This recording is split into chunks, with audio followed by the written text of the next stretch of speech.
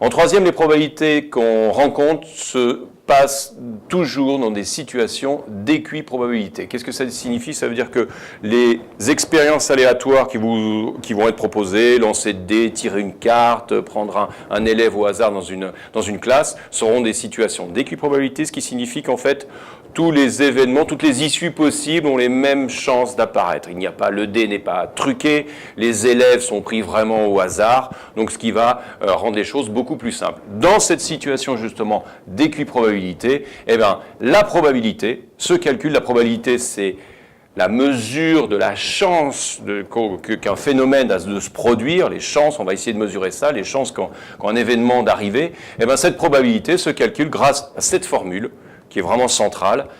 La probabilité est égale au nombre de cas favorables à l'événement dont vous cherchez la probabilité sur le nombre de cas possibles. Donc le nombre de cas favorables étant toujours inférieur au nombre de cas possibles de votre expérience, vous avez un numérateur positif mais plus petit qu'un dénominateur lui aussi positif, donc votre probabilité est toujours un nombre compris entre 0 et 1. Plus votre probabilité est proche de 0, plus ça signifie que votre événement a peu de chances de se produire.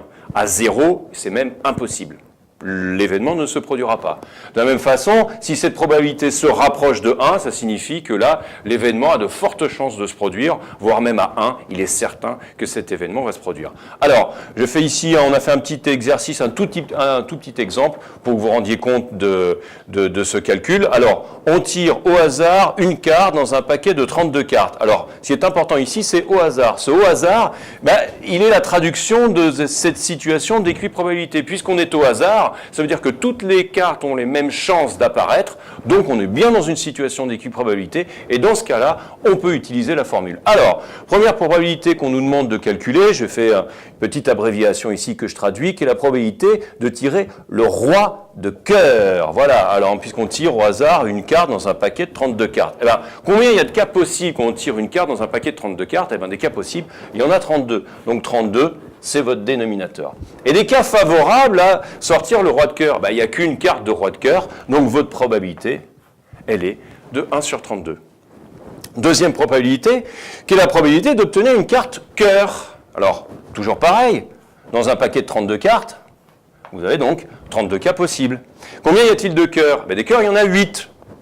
Donc, votre probabilité de tirer un cœur est de 8 sur 32. Donc là, ici, en l'occurrence, ça simplifie. 8 sur 32, c'est égal à un quart. Vous avez donc une chance sur 4 de sortir un cœur. Dernier exemple ici, quelle est la probabilité d'obtenir une carte noire? Une carte noire, ça veut dire pique ou trèfle.